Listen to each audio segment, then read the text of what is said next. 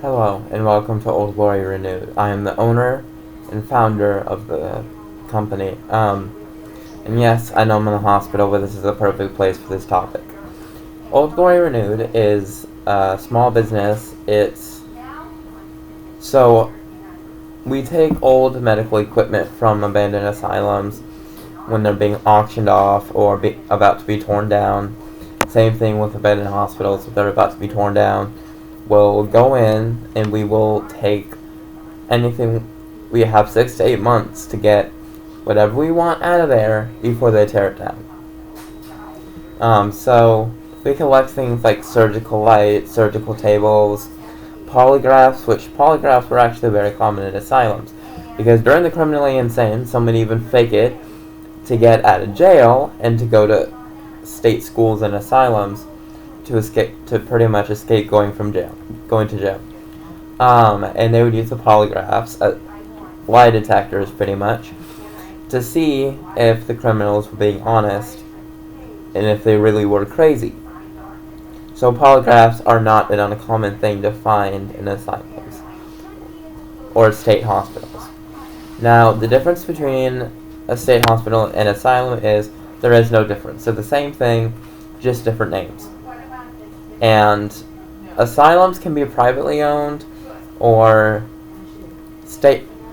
but state hospitals are owned by the state. They are made for so state hospitals are huge. There's one actually in Philadelphia that is now a haunted house / museum. It's Pennhurst State School and Hospital. I know that's pretty common. I guess I've probably heard of it before. Through Ghost Adventures, Destination Fear, which is one of my favorite shows. Shout out to them. Yeah.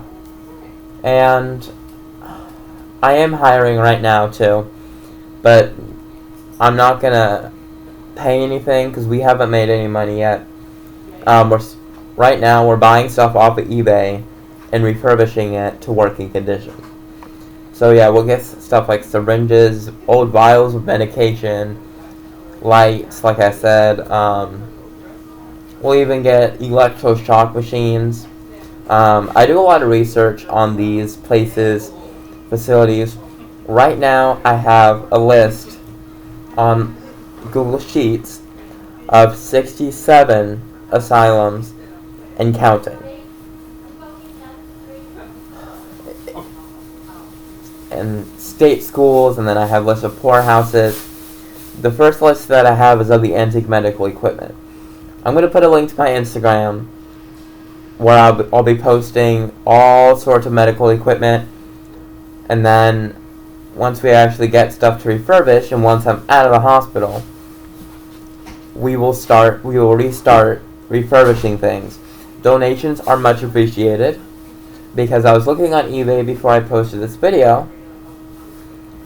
And yeah, I'm looking for antique medical cabinets to use as a dresser or to just refurbish, repaint, redo the glass if it's cracked, all that kind of stuff. And the cheapest one I could find was $1,500. And the surgical lights are even harder because in the 1900s era, there was only one company that was manufacturing surgical lights and speed claves. Speed claves are sterilizers. I don't know why they called them that, but just don't ask. I honestly have no idea. But that company was called Wilmot Castle Company. So but the thing is, I can't find any history on that company. And Wilmot products are a feisty and very violent war to get into. Now, I have an eye on one on eBay that I really want to refurbish. But it's $600 and I don't have $600. However, I do have, so on eBay, you guys can even look at this if you want. They have Soviet Union glass syringes with the needles still packaged. Now, back in the day, they didn't dispose every single syringe, every single needle, every single vial in a biohazard. They put it in a sterilizer, which let off a lot of steam, very hot steam, that would kill the microorganisms that grew on the syringes, clamps, scalpels, pretty much everything. So, yeah, that was, yeah. I did not like that. And if you look it up, I mean, I'll post a, nah, I don't think I can post a photo due to copyright, but the syringe needles, oops, sorry, that was my TV remote, the needles for the syringes are thick. When I say thick, I mean as thick as the largest gauge IV needle, like a 12 gauge. They are fucking thick. And they didn't have IV technology, and I don't really know when they started having IVs. I want to say 90s, maybe 2000s. No, not 2000s. So maybe like 80s or 90s they had IV technology. But the syringes were used to inject directly into the vein. So, and if there's no veins over here, they would go into the interjugular. And same thing as today. If they can't get a vein, they can either go in your foot, which hurts like a son of a bitch. I have Crohn's, so I've been in and out of hospitals my whole life and had many surgeries. Getting surgery tomorrow. Nervous, excited about it, but anyways, that's not the point. The point is, nowadays they still use kind of the same thing, where they will put an IV in your neck. Now, I've had them many times. Honestly, I prefer them because they don't hurt as bad when they get put in. At least not to me.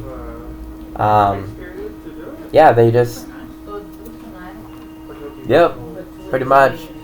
But yeah, Old Glory Renewed, it's bringing back what was used at that time. And we will be opening a museum eventually. Okay? Eventually. Don't know when, don't know what.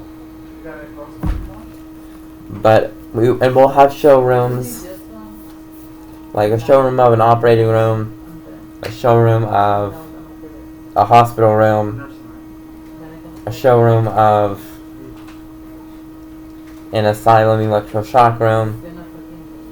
So yeah, we'll have showrooms, and then we'll have like a museum, yeah, all that kind of stuff. So yeah, that's pretty much it. Hope you guys like Old Glory Renewed. It takes a lot of work to do so. So yeah. Hope you guys enjoy Old Glory Renewed. And you can even buy some of our products online, where we will ship them to your house. But you have to pay for shipping. That's the only thing. And you can use them as dressers, or like the antique medical cabinets, or you can just frame the tools in your house, or we'll frame them for you, or some of the things that all that we'll figure out. But this is just an introduction to the company that we are just now getting a grasp on. Before, we were just doing it just for fun, because I have seen medical equipment, and I've always wondered about the old stuff, because my mom's a nurse. She's been a nurse since the 60s. She did her clinicals at Patton State Hospital, if that just puts it in perspective.